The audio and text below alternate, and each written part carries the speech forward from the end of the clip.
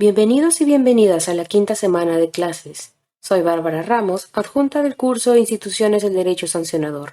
En este video abordaremos el fin de la pena en la obra de Anthony Duff. La cuestión de las teorías de la pena no solo es una de las que más ha acercado a los filósofos del derecho a la materia del derecho penal, sino también una de las que más ha ocupado a los penalistas durante más de 2 siglos. Anthony Duff es un académico escocés que se dedica a la teoría penal y enseña en la Universidad de Minnesota, en Estados Unidos.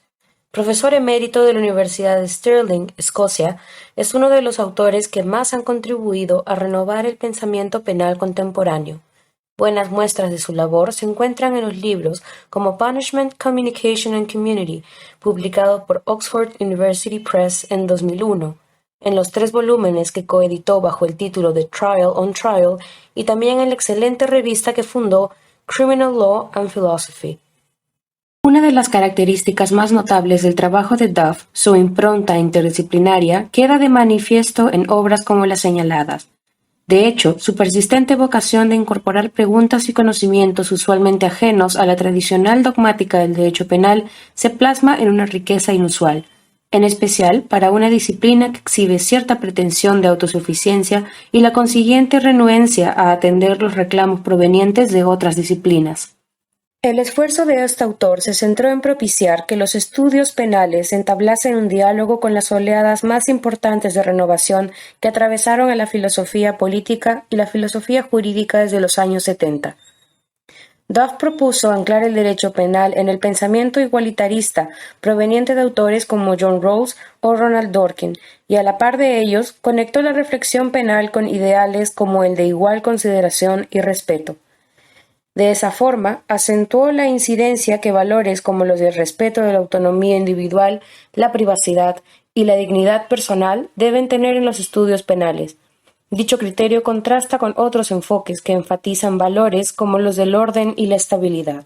Más tarde, Duff se interesó por los desarrollos provenientes del comunitarismo político, al que se acercó de modo crítico, pero del que rescató, sobre todo, la prioridad asignada a las demandas propias de la vida en comunidad.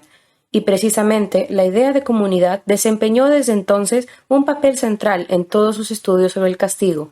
Los crímenes no se cometen tan solo contra las víctimas que los sufren de modo directo, sino contra la colectividad entera. Esta debe dar respuesta a dicha falta porque el crimen ocurrido es algo que nos afecta a todos. Por motivos similares, Duff entiende que el derecho, para ser legítimo, debe demostrarse capaz de hablar en nombre de toda la comunidad, lo cual requiere el cumplimiento de condiciones muy estrictas en términos de inclusión social y discusión colectiva. Así, su lenguaje debe ser, en un sentido fuerte, el nuestro. Cuando habla el derecho, seremos capaces no solo de entenderlo, sino también de oír nuestra propia voz en él, como expresión de nuestras demandas y nuestras exigencias. Si, como tantas veces ocurre, este no fuera el caso, habría que considerar que el derecho se ha convertido en algo ajeno a nosotros. De la filosofía política republicana, Duff recuperó el interés por la idea de virtud cívica, la participación popular y los deberes de cada persona hacia los demás y hacia su comunidad de pertenencia. Por tanto, un derecho penal no constituido colectivamente pierde legitimidad, y lo mismo ocurre con una comunidad jurídica basada sobre la sistémica exclusión de algunos de sus miembros. Cuando lo que priman son dichas exclusiones, afirma Duff, quien comete una falta grave puede preguntar al Estado que lo llama a rendir cuentas. Yo he cometido esa falta, pero ¿quién es usted para reprochármela? En otros términos, no cualquier Estado, en cualquier condición e independientemente de lo que haga o haya hecho en relación con los miembros de la comunidad, puede reclamar autoridad para impugnar y sancionar lo que hagan tales sujetos, del mismo modo en que un padre que abusa de sus hijos puede perder toda autoridad para reprocharles sus faltas y sancionarlos por ellas. A partir de los más recientes estudios en torno a la democracia deliberativa, Duff definió con mayor precisión los contornos de lo que contribuyó a llamar una teoría comunicativa sobre la pena. Esta concepción toma a las personas como individuos capaces de reflexionar críticamente. Por esto se ve interesada en el intercambio de razones, aún, si no especialmente, con aquellos que han cometido faltas graves. Una vez más, ese factor resulta desafiante en relación con los enfoques penales predominantes. El objetivo del reproche o de la pena no debe ser vengar una falta.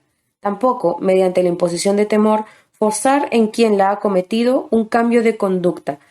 El derecho penal, antes bien, debe fijarse como objetivo que quien ha cometido una ofensa grave reconozca la magnitud de lo que ha hecho, y para dicho fin debe apelar al entendimiento y a la persuasión del ofensor antes que el miedo. Por último, también distingue a Duff el hecho de que, aunque tiene una teoría completa del derecho penal, construida sobre sólidos fundamentos filosóficos, su teoría comunicativa del castigo, se ha dedicado a diseñar y construir otras tantas pequeñas piezas adicionales que, por un lado, van encajando en el gran rompecabezas y por el otro van contribuyendo a discusiones puntuales y actuales que ocupan a gran parte de la academia en este ámbito.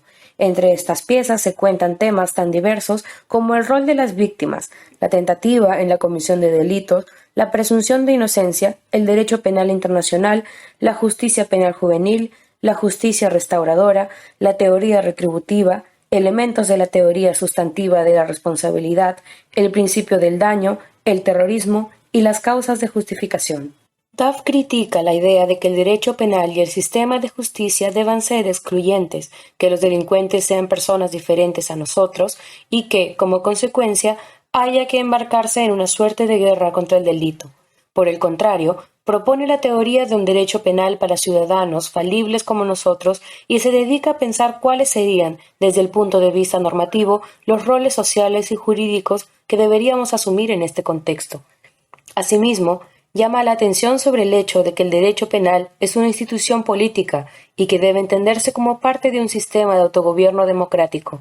Se trata de una institución que pertenece a la comunidad en sentido normativo e incluye reglas que los ciudadanos decidimos y nos imponemos a nosotros mismos.